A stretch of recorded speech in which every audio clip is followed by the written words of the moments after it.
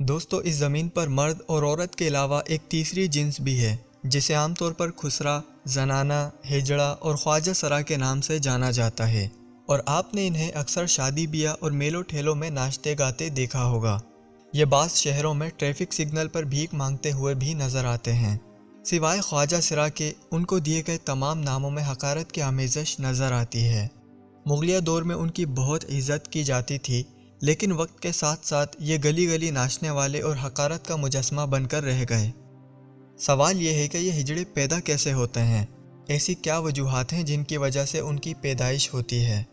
جہاں تک biological formation کا تعلق ہے تو عورت ایک ایکس اور مرد ایکس وائی کروموسومز پیدا کرتے ہیں۔ جب مرد کا ایکس کروموسومز عورت کے ایکس کروموسومز کے ساتھ مل جائے یعنی ڈبل ایکس بن جائے تو لڑکی پیدا ہوتی ہے، اور اگر مرد کا وائی کروموسومز عورت کے ایکس کروموسومز کے ساتھ مل جائے تو لڑکا پیدا ہوتا ہے۔ لیکن اگر اس مرحلے میں کچھ عدم توازن ہو جائے تب ہجڑا پیدا ہوتا ہے۔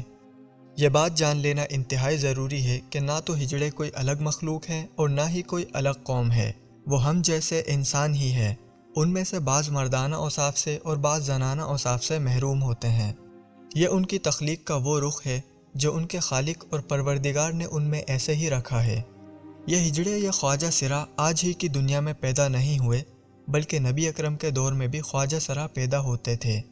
حضرت علی رضی اللہ تعالیٰ عنہ، جن کا علم و حکمت میں کوئی ثانی نہیں تھا، ان سے دریافت کیا گیا کہ ہجڑے کی وراثت کا مسئلہ کیا ہے، تو آپ نے فوراً جواب دیا کہ ہجڑے کی وراثت کا تعین اس کی مشابہت کی بنیاد پر کیا جائے گا۔ اگر وہ مرد کے مشابہ ہے تو مرد کا حصہ پائے گا، اور اگر اس کی جسامت عورت کے مشابہ ہے تو اسے عورت کے بقدر حصہ ملے گا۔